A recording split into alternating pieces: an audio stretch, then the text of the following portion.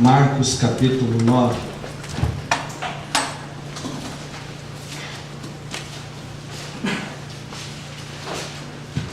Glória a Deus. Podemos sentir a presença de Deus, né, neste lugar, a sua presença, através da manifestação que há no nosso interior. Podemos ver a presença de Deus através da palavra, podemos ver a palavra de Deus através dos louvores. Amém? Marcos capítulo 9, versículo 33.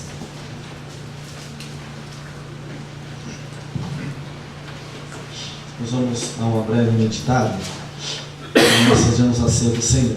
Amém?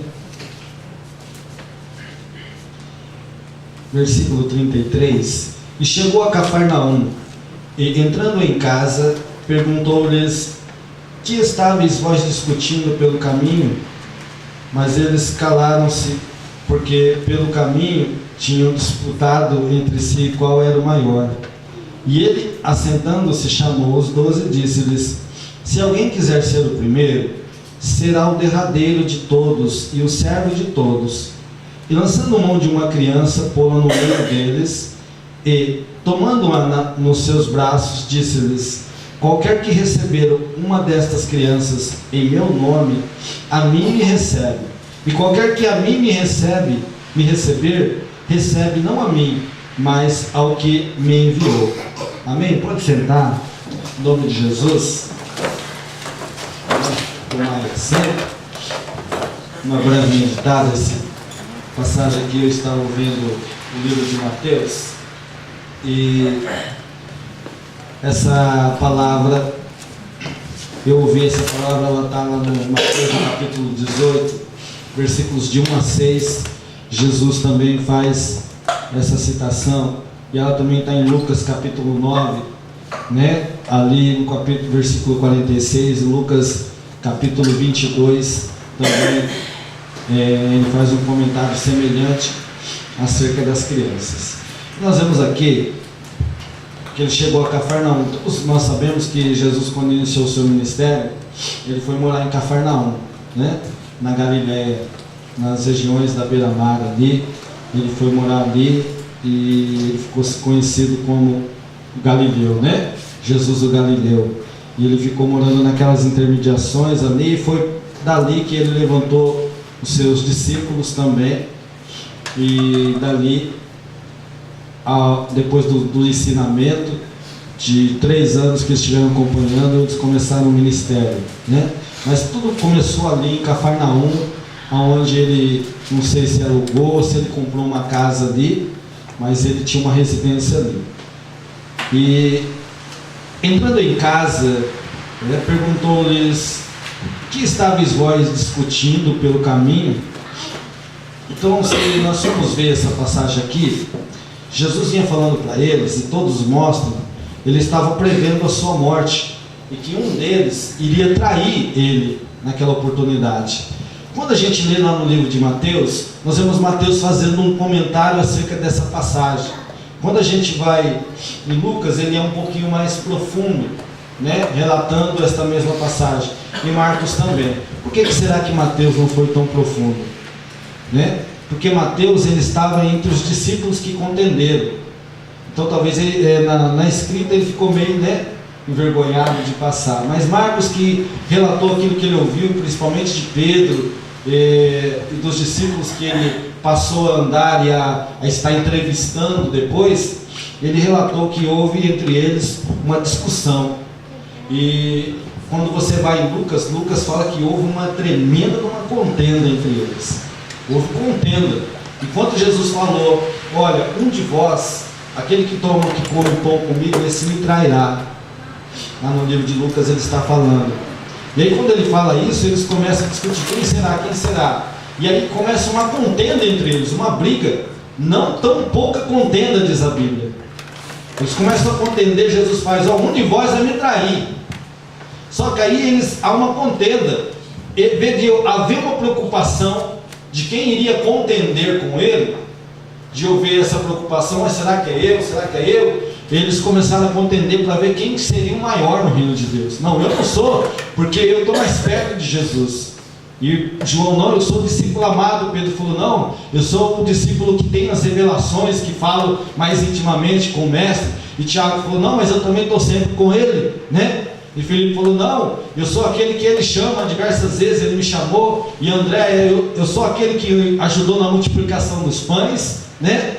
Eu estava perto. Tomé falou, eu duvido do Senhor de algumas coisas, mas eu tenho fé, eu estou aqui. Natanael falou, eu sou aquele que ele falou que não há engano, não há dolo nenhum, né? E aí cada um foi se expressando e começaram a contender. Houve uma briga tremenda entre eles. Lucas relata que houve não pouca contenda entre eles.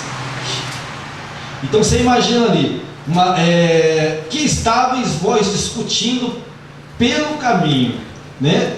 Pelo caminho. Então nós sabemos que nós estamos andando num caminho. Mas aí há uma pergunta: andar no caminho não é uma expressão de nós sairmos, estarmos caminhando, nós sabemos disso. Indica modo de vida. O caminho, ele é único e ele está aonde? Aonde nasce o caminho? O caminho nasce no coração do homem, quando esse, com a sua boca, né, confessa ao Senhor e recebe em sua vida, o Senhor Jesus passa a habitar naquela vida.